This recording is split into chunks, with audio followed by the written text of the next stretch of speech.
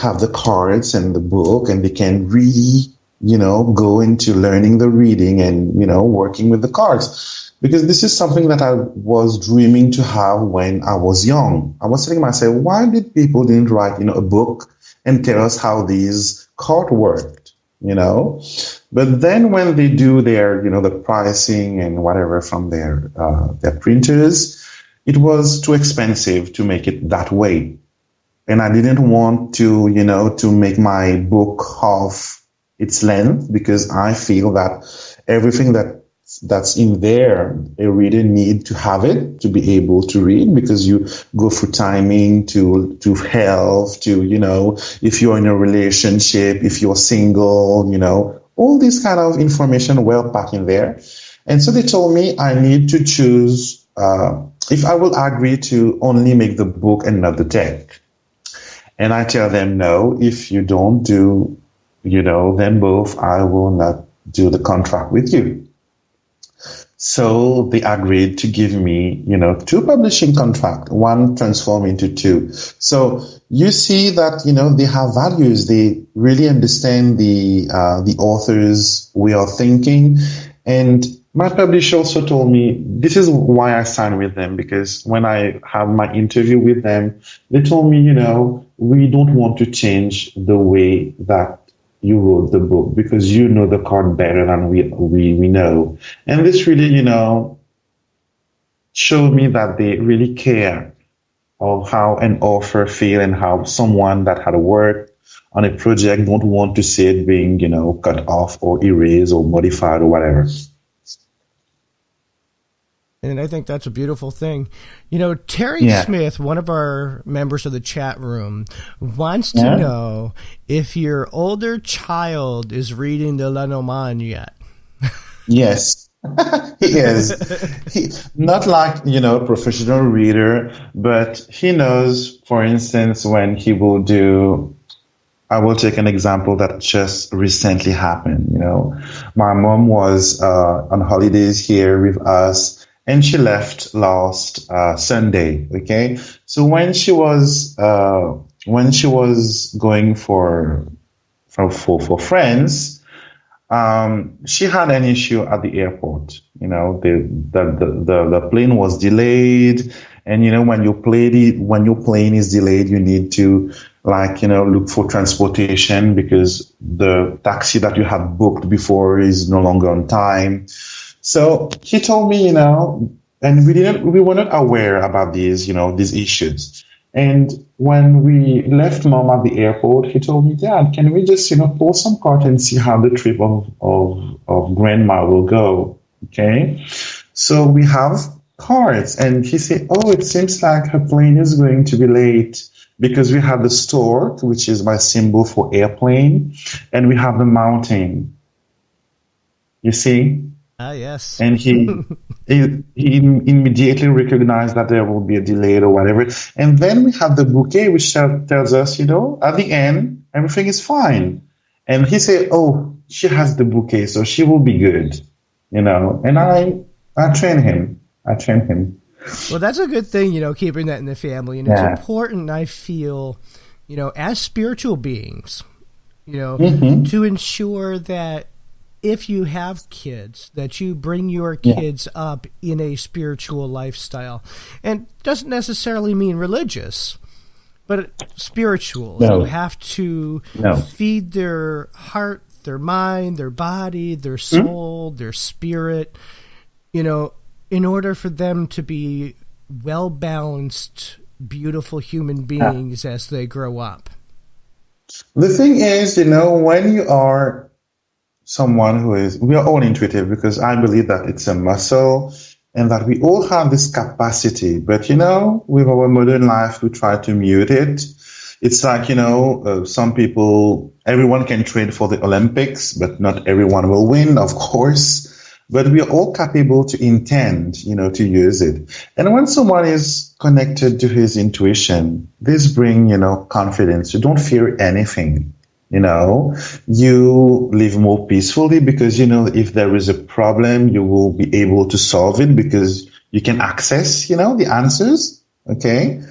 And this is something that I tend to teach to people that if you're connected, if you use your intuition, life will be so easy. And I can tell you that my life had been easy since I, let the cards, the intuition lead the way. And people tend to see, oh, you had, an amazing childhood. It was amazing, but, from times I had, hard times too. Like, for instance, when I was in school, in college, I tend to read the Lenormand for my teachers, you see? And I was, working hard at school. I was a great student and I would have, great notes. But my friends in the same class as me, they will actually, believe that as I was reading the cards for my teacher, they were giving me favors. And I had, a hard time at school for that. Yeah, I can see that. And it's a shame that people have to look at things, from the negative side. It's one of those things, unfortunately in our culture over here that tends to happen a lot, that we get so conditioned and beat up, with life's trials and everything that happens, that the first thing we always look at is what's wrong. Exactly. You don't fit, in the normal people, you're strange, you're weird, they will tend to put you in a sort of category. So, and human nature, needs to categorize things, Yeah, unfortunately. This person is that way, this person is the other way, but, we are born like that and we're all different. This is what makes us special. Everyone has a special skill, and I see, giving readings, it's a skill, it's a skill. And there are other people that have other skill. They are good at painting. I tend to do oil painting. I don't have time anymore to do so because it takes a lot of time. But there are people who are not gifted with card reading, but they have other gifts. And do what makes you happy. This is the essential part. I agree with that 100%. Let me take a moment to thank some of our wonderful members of our chat room, R.K. Gomes, Adriana Roman, of course, Karen Dalton-Smith of Tea with Karen, by the way, says hello right back to you. E.C. Ballard, Wilma Burnham, Terry Smith, who've all joined in. They've been asking a couple of questions. They've been listening live. I want to give a shout out also to wonderful friends that are going to be at the Big Apple Conjure 2018. So Big Apple Conjure Gala 2018 down in the Big Apple, downtown Brooklyn, New York, April 14th and 15th. Sponsored by Ambrosine Laguerre, Miss Rain's Conjure Shop, with Master of Ceremonies, Candelo Cambisa, special presenters, including Candelo Cambisa, Beverly Smith, Professor Charles Porterfield and Michelle Jackson, Ambrosine Laguerre, Lilia Marino, Professor Ames, and Brother R.J. James. You can tune into the divination table, but, we also have our own website, thedivinationtable.com. And here on this site, you can see a list of all of our up-and-coming guests that will be appearing every week, as well as a special contact page. And on this contact page, you will only find readers and diviners that have been on this show that I have personally hand-selected to bring on, as well as their contact information. So you'll be able to listen to the show, go to our website. You'll be able to click on Contact a Reader and look through all the guests that we've had and find ways to contact them, their website, email, however method they prefer to be contacted. You'll find this all on the divinationtable.com website. Speaking of contacts, how do our wonderful listeners get a hold of you? So you can find me on, if you're English-speaking people, because I have, bilingual websites. So if you're English-speaking people, you can reach me at angelcartomancy.com. Okay. And if you are French-speaking people, you can join me on lenormandextraordinaire.wordpress.com. I also have an Etsy shop, which is Alexandre Musruck shop. You can type, my name in the search bar, Alexandre Musruck, and you will find my shop there. I also have a YouTube, actually 2 YouTube channel. Again, type my name and you will easily find me. And now you have to reiterate your book, if you can rename your book as well as the name of your deck.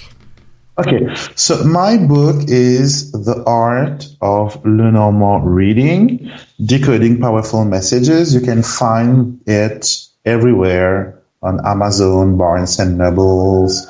In different countries, it's there. You can pre-order it. It is going to come out on the 20th of April. My deck is Alexandre Musruck Lenormand.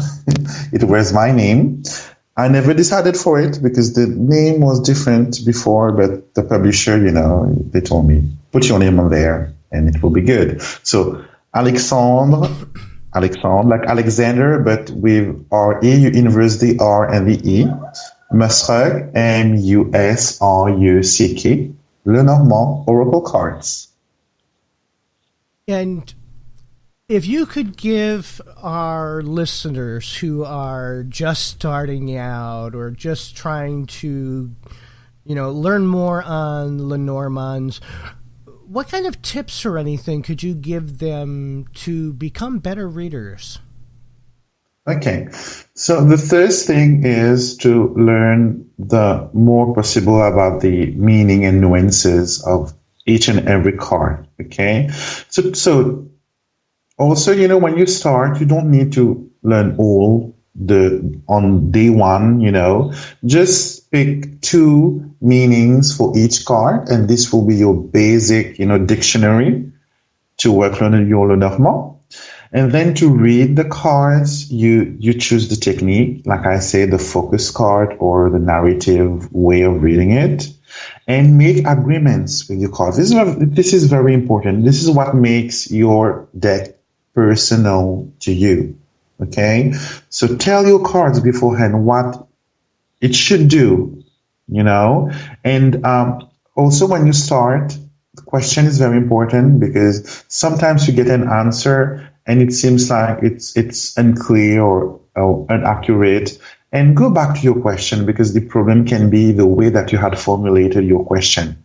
And you can take like a journal or a piece of paper, write down your question, because when it's written, you can see, if you have to change it, to shift it or whatever, to modify it. And apply the meaning of your cards to the context. Don't forget your context. This is, where all your accuracy will be. And have fun, of course. Do what you love. And I agree with that. I love the statements about making sure that you talk to your deck. Tell your deck exactly what to do. And, aside from having fun, it is a relationship that you have with your deck. And you build that relationship slowly over time. Yeah. And giving the cards, learning 1 or 2 card meanings a day, meditate, sit with, learn, remember, and write things down. I never used to journal. I have to say, until I started doing bone readings and learning how to read bones, I did not like journaling at all. Never did it. Don't like writing. But I have found that by doing that and looking at, the meanings and what I think is the most important thing that you've said is formulating a proper question. A lot of times, and I've seen this in groups, people will blurt out, does he love me? But they don't state in what way Or yeah, exactly.